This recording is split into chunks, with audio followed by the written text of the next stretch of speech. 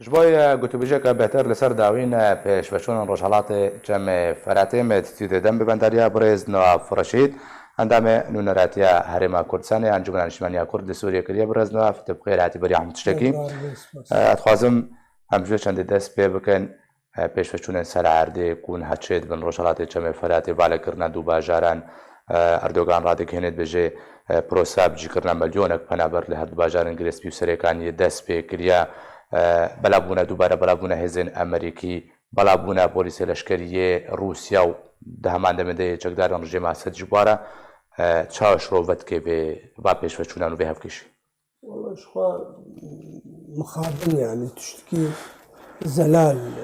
لسر عرضي حتى عنها أخو يعني ناكي أمريكي بيدنجن روس شخوا كتنا خما رژیم دو حتی چاوا رژیمی به وگری وک دما 2011 و بری 2011 وگری جبوینا کاری خود که امریکی جی حتی آنها تشتکی زلال سر عرضه ندانه خو یعنی کرن و نمازه جی پاش گو داعش بداوی هاتیه این روش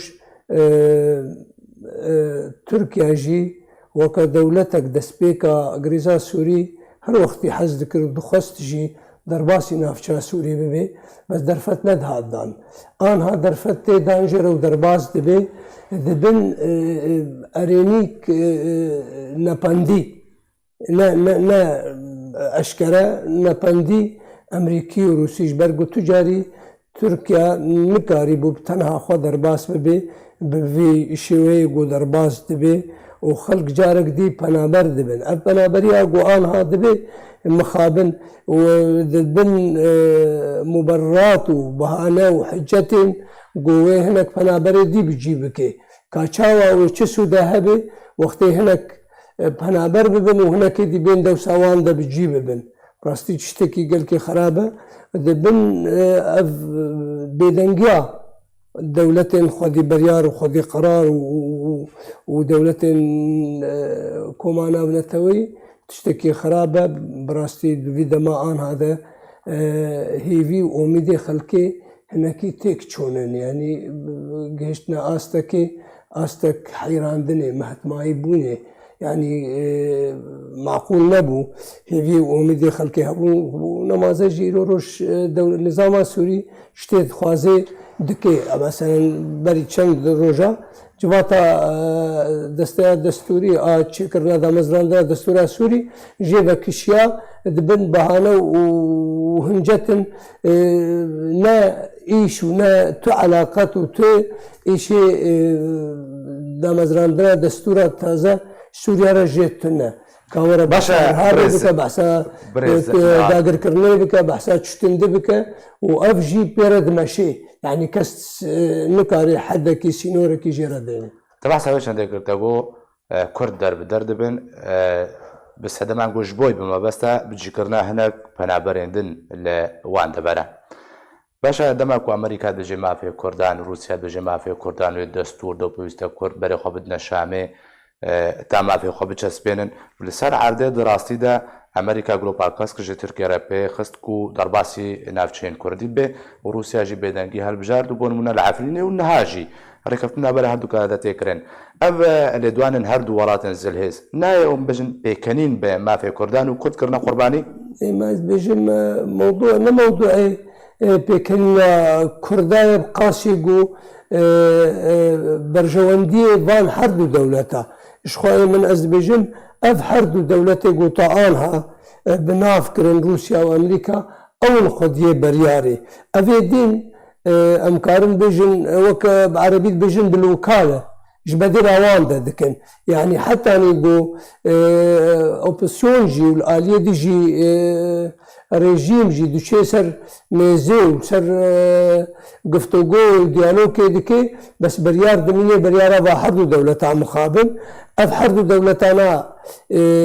چه بروجه چه سريواندا حتى انها ديار نبويا ومخابن اف دولتي الدنيا دنياي اگر اوروبا به اگر كمان اف دولتي به تمام خو او جي بێدەنگە دەرباری vê tiştê got îro dibe wek merov bibêjê bûye meydanek ji meydana ve her du dewlet ev her du dewlet berjewendiyê xwe heta bikin astag û ew bi xwe hevdû bikin heta nî vê qonaxê hîna negihana wê astag û ew hevdû bikin ew karibin divê ew hevdû bikin heta nî nûkanê rejim û opsyon û Kurd jî beşek ji opsiyonê ne yani wedeyê koalisyonê bi temamê xwe xerab e îro roj wedakî xerab e baş e li gorî ba pêşveçûnên ku çêdibin rêkeftinên ku hatine kirin birêznivak doza Kurdî hîne nav ji remaye an got danpêdan pê tê kirin pêşa rojê de wê giranbûneke min yan jî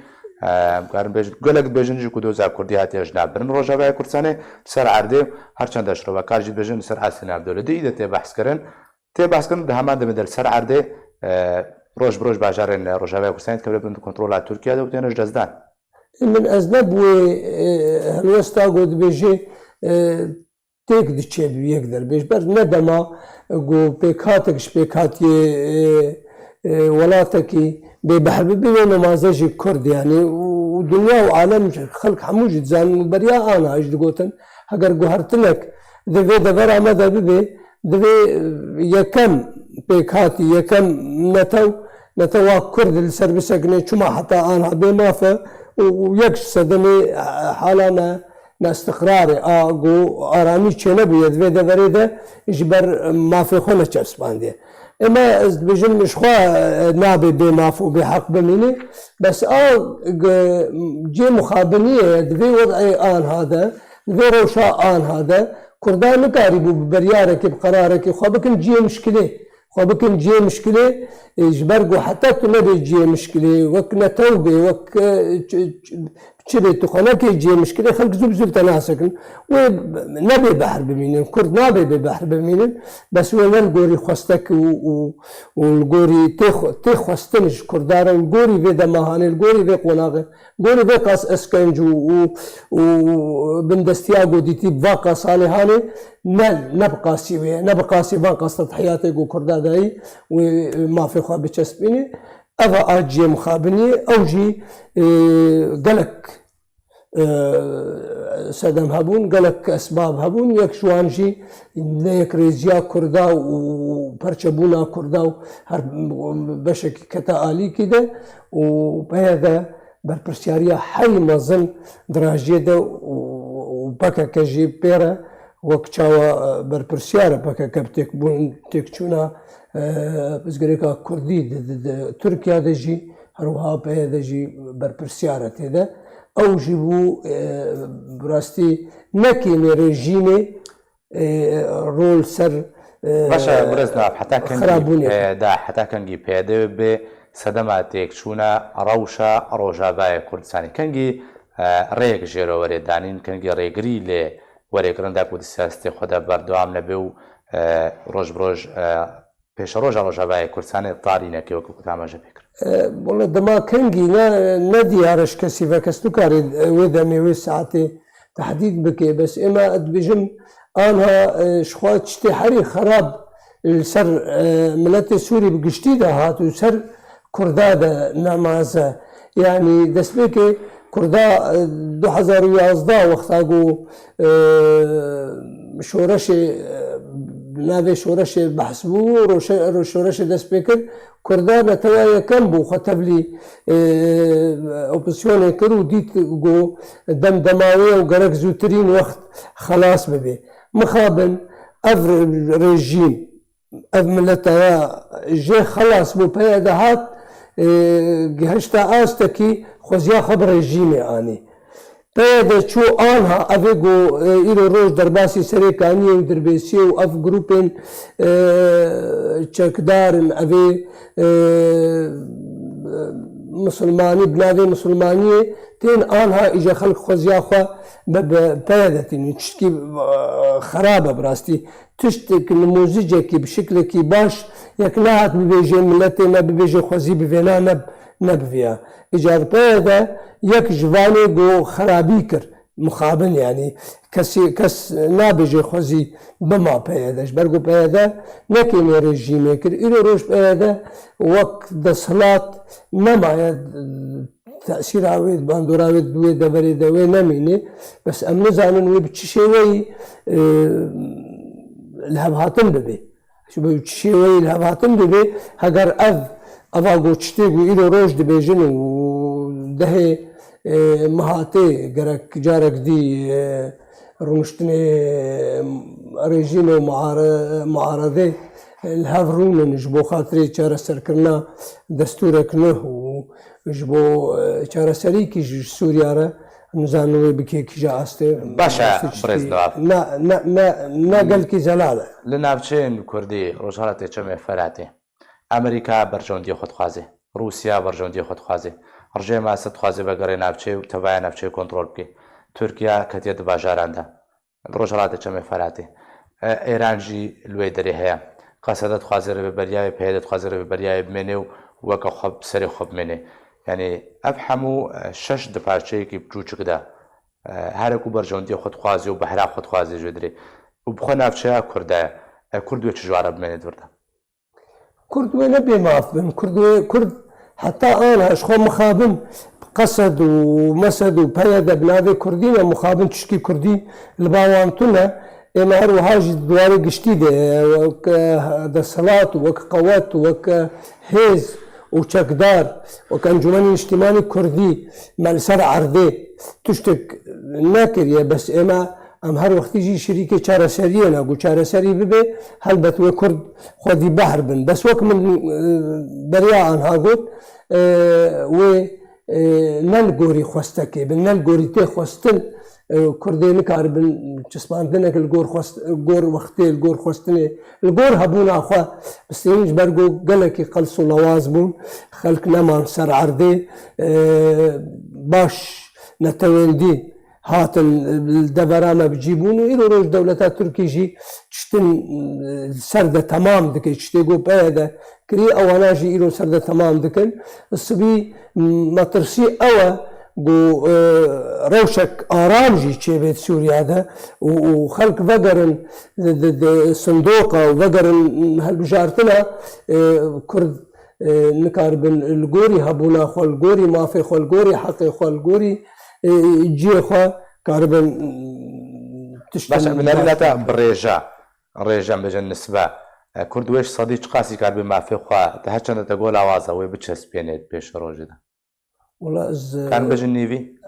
بجن الدبرة ما تقرأ كسر نيفي ربي بس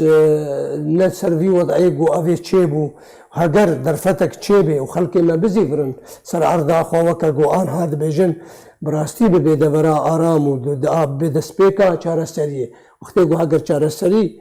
قرار ببي أبي جو تهجمارتن إيكو چقدار هجر چقداري إيراني بن وهجر چقداري روسي بن وهجر چقداري قصد ومسد بن وهجر